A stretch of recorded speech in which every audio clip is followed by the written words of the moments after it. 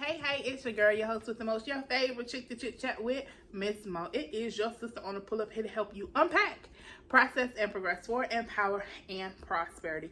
You know, the only way to determine how we're going to do that is to tune in. So let's get right into it. What I want to talk to us today about is being intentionally relational, right? Why? Because our God is a relational God. The God that we serve is a relational God, and He built us, He created us to be a relational people. We are human beings, and oftentimes we are getting further and further away from that human experience, right? And because there's been so many exchanges and dynamics and encounters that we've had throughout life, how we show up as humans seems to shift, and not always for the better. Who gets hurt and turns it up the charm all the time? Not everyone. So, I understand we're going through some things in life, but what we need to remember is that we need each other. Even the Bible tells us that we are many members fitly joined together. We are many members, one body, fitly joined together by what we each supply, right? The relational part is through what we supply.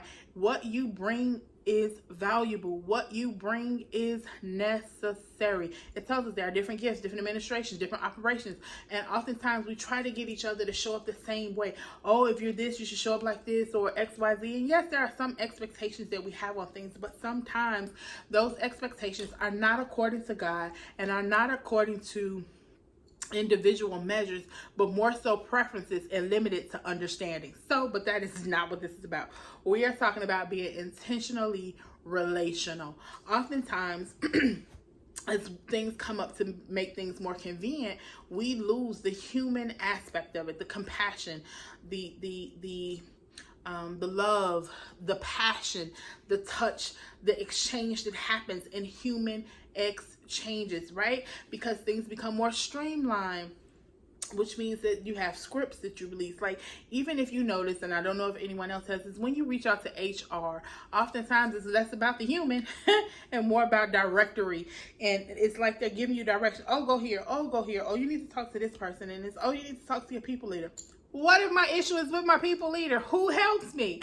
So it's like we're getting further and further away from being human and being led by good emotion, understanding that people need people. We need each other. There is a post that is going around talking about, and I think it really relates to women, but it's talking about how you falling out with your girlfriends because they don't check on you, they don't call this, and so on and so forth. And they're saying that I think that's lame. Honestly, I don't fully agree with the message. I don't fully agree with the post, because I feel like some of it is not just because you're going through. Some of us just aren't being good friends. Some of us just aren't being good human beings. We're not concerned. We're so consumed by what's going on in our lives. We're so consumed by what's taking place. And ma'am, sir, I am not saying, excuse me, that what you experience and what you're experiencing, what you're going through, I'm not saying that it is not as heavy as it seems to be. I am not saying that that thing is not all consuming at times. But what I am saying, that if we're honest and we date back to prior to whatever the current situation is, there was another reason why you weren't showing up, why you weren't reaching, why you weren't answering. So all of that to say, there will always be something going on with us, within us, or around us.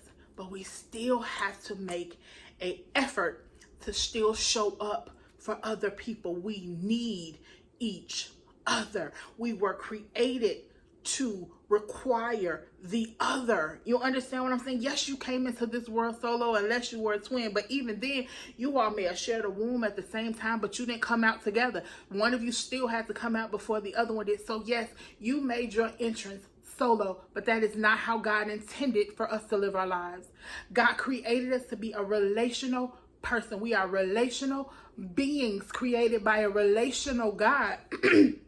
Excuse me, with the initial relationship being between us and our Creator. We're not even going to dig into how so many times that's been hampered, that's been altered, that's gone astray. So many things have taken more importance over that the foundational relationship in our lives. Then the relationship between us and our parents, or parents and children, or us and our families, us and our friends. All of our relationships over time have shifted to some degree or another. And it is time for us to get back to cleaning up those foundations, because sometimes life happens. And it does not feel good. And it is not kind to us. And it is not loving. And it is not easy to move past and beyond.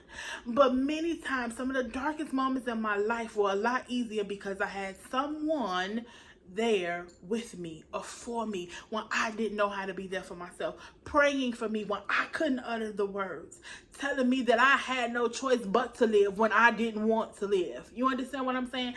It was the connection with another human being, understanding that what I was going through was causing me so much anxiety and angst and pain, and they saw the hurt. They saw the darkness. They saw me lashing out. But they knew that no matter what I was going through, God still had greater for me. It had my name on it, and it had a date on it. They didn't know the date for the interaction. They didn't know the date when I would run into my better. They didn't know the date when the expiration was of what I was going through. But they understood enough for me when I couldn't see it, even though they didn't know it. They knew enough to say, it's coming, and I'm going to stand here with you to make sure you get to that side. Now, that don't mean that they didn't have nothing going on in their lives, because they did. But I am so grateful for the people that were there when it was hard for me to be there for myself. And so I don't know if that's one of the reasons that it pushes me to want to be there for others and check on others and reach out to others. But I'm also that friend. I'm the friend that's not checked on. I'm the sister that doesn't get that. I have to go MIA for months for people to be like, I wonder what's going on with Mo. And even then, they may just say that to themselves and never pick up the phone, because, oh, she good. She know God. She know God got her. She know to pray. She know if something going on is too heavy for her. She know to reach out. But what if I've been reaching out when wasn't nothing going on, and I was calling to check on you, but you were consistently unavailable? Now, they say that in the post, it says that it's lame to end relationships based on this. But is it really an ending of a relationship if there's nothing there? Like, if every time they're reaching for you, you're consistently unavailable, at what point do they supposed to be able to interpret that this isn't, I don't feel like being bothered with you, I don't have time for you, or I don't like you, or I have a problem with you, or something has shifted between me and you, and it's that, oh, I'm just really going through right now? How do they know that? That person on the other end, how you going through and not knowing how to connect during that time, and you not wanting to be bothered, they look the same on the outside when you're on the receiving end of the ignored calls, the ignored contact, text messages. They look the same. So how does that person interpret it? How long do they continue to reach before they be like, you know what, this kind of hurt and I'm starting to feel some type of way. Let me just leave it alone, because they don't want to continue to run into the rejection. So if you say they're not supposed to consider the relationship over, what do they consider it? How do they deal with the rejection that they're feeling from those connections, those calls? It's like with HR right now. HR seems more like a directory assistance program of some sort. They have scripts ready for whatever you're calling for and to send you somewhere else. Oh, fill out this form. Oh, process this. Well, how do I do that? It's a video out there for you to watch to show you how to process it. It's like, well, what's the point of you? If you're taking out the human out of the HR, then you might as well go ahead and let Siri handle HR as well. Because we're not getting a human experience anymore. It's just like with customer service. Oh, well, this is what you tell them. It's like you expect them to service the customer and to provide stellar customer service, but then you limit them with how much they can give. The customer has to be smart enough to know what's available to them, what they can ask for, and what they can get, because you, the company, don't even allow the person, the representative, to offer certain things. Now, if I ask for it, they can tell me yes, but you won't allow them to offer it. So it's kind of like you want them to exhibit excellent or stellar customer service, but then you tie their hands on being a human being to help the customer, the human customer.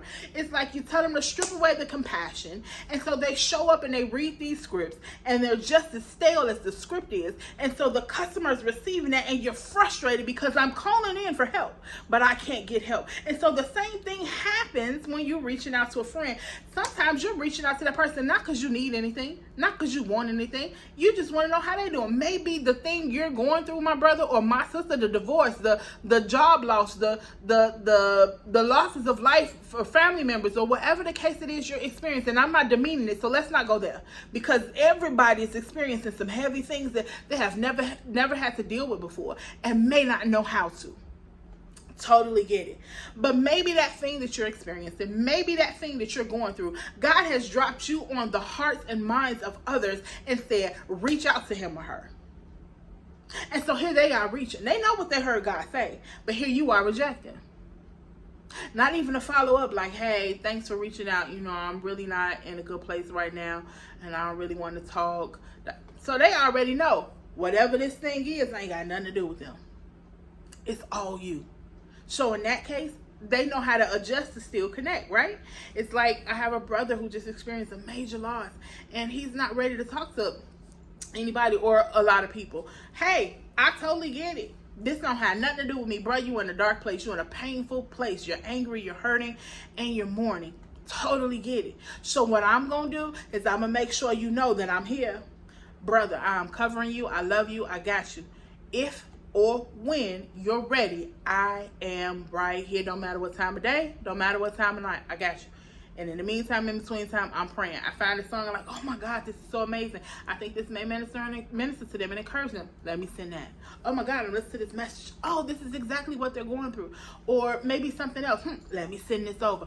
I'm not saying nothing. We're not talking. I'm just sending this stuff. You may or you may not get it. I had a family member who was in the hospital, and I didn't even know at the point they were in like a coma or something, and I couldn't talk to them. They weren't listening to the voicemails that I was leaving them, but that was all I had. So you know what I did? I prayed for them on those voicemails. I sent them messages that were encouraging them. They weren't hearing them. They weren't receiving them. But I was praying for them, and I was sending them that information. And I was sending it in faith that even though the doctor said one thing, that I was believing God for something else, right? And someday, one day, they were going to wake up, and they were going to be able to go back and hear those messages. They were going to be able to listen to those videos or those messages or those songs that God had me send. They would be able to hear the prayers that I sent. And I even left a message that said, I don't know if you're listening to these. I don't know if anybody is playing these for you. I don't know if you're able to hear this where you are and what's going on with you, but I want you to know that I love you and I'm fighting for you. And when they came out, you know, God, that was one of the things they told me. I got your messages, cousin. I heard you. And so that's amazing. So it's like sometimes you may not be able to talk to them, but you can still reach, you can still cover, because I know you're going through. But when you're going through and you're not responding at all, people be like, well, last time we talked, XYZ. And then if things aren't always gravy, and people so fickle nowadays, one day you're cool and the next day you're not, so you just don't know. So maybe they were reaching out to you because they needed you. Maybe they were reaching out because they heard you needed them or you needed someone, and God just wanted to send you a reminder to daughter, son, brother, I see you. I see you, and I'm sending you help. But you're rejecting it. It's like the person that was on the building and it was flooding, and they kept sending a boat, and they were sending this and they were sending that. They was like, I'm yet waiting on God, and God just sent all these answers to them. But because it didn't come in the way that they were thinking, or by who they were expecting to show up. Listen, I done got some text messages from some people that I barely talk to, but they'll just, I don't know what, send me a message like, hey sis, I love you, I'm thinking about you, I hope your day is, and I mean, they mean the world to me, because again, I'm not the one they check on. I'm not the one they check on. So those things mean a lot to me, right?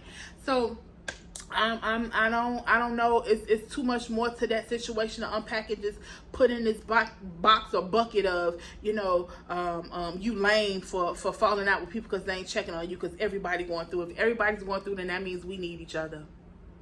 human touch, human compassion. Some of the darkest days and moments of my life, I was able to get through them because somebody cared. They were easier because somebody was there. They were easier because I had people to talk to. Talking to some people saved my life. There was a time when one of my homegirls put me on suicide watch because I told her, like, listen, this thing is on me heavy and I can't shake it.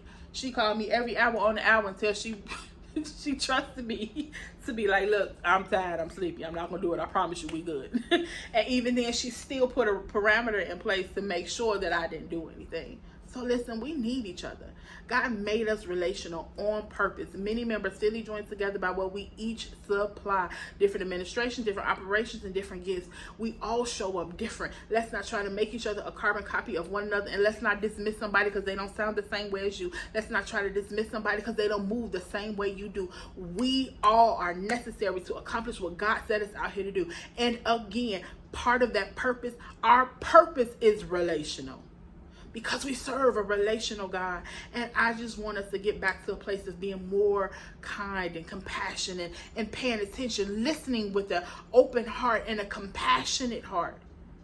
Love is going to change what's going on. Love is what's going to heal. And I know that love will be met with a lot of darkness and a lot of hatred and a lot of evil and a lot of wickedness and a lot of hurt and a lot of pain and a lot of rebellion. But I promise you, love prevails and love will win.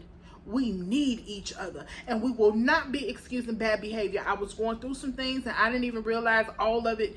Some of it had something to do with some medical things that I was experiencing, and I had no idea. But how I was handling things during that time was not right. It was not good. And when God brought it to my attention, I knew it wasn't, but sometimes I'll be honest, I didn't care because I felt like it was what it was. But when God brought me to understanding and brought me back to myself, I wanted to go back and apologize for my behavior. Don't matter how I got there or why I was in that space. It was not a good space or a good representation of God. And I wanted to apologize to all parties. I didn't get in contact with all parties, but my hope was that that apology went from the senior on down to all parties involved. Now, if it didn't, hey, and if you're listening to this, I apologize. I have not handled everything right. I have not handled everything well, but I am owning my bad behavior. I am not excusing it. It was wrong. I was out of order. Even though what I may have said may or may not have been true or may or may not have been something that needed to be said, I did not put it out there correctly. And God holds me accountable for that. And I hope you accept my apology and understand that I love you truly. I am not excusing it. I am not dismissing it. I understand that there were a few things going on within me that played a part in it. But ultimately, it was my actions, my deeds, and those things that were on display. So we have to own our bad behavior. If you're not being a good friend, be a better friend. Just make the adjustment. It's okay. And if the relationship is truly valued on both ends, you'll make space and you'll extend grace and mercy for the amends and for the healing so that we can move forward. Listen, we need each other. We need each other. I miss the days when I can go lay on one of my homegirl couches and a whole bunch of us come over and she get to pulling out food and blankets and we stretched out everywhere. We're laughing, talking, watching movies, crying, having an amazing time. We don't get together like we used to.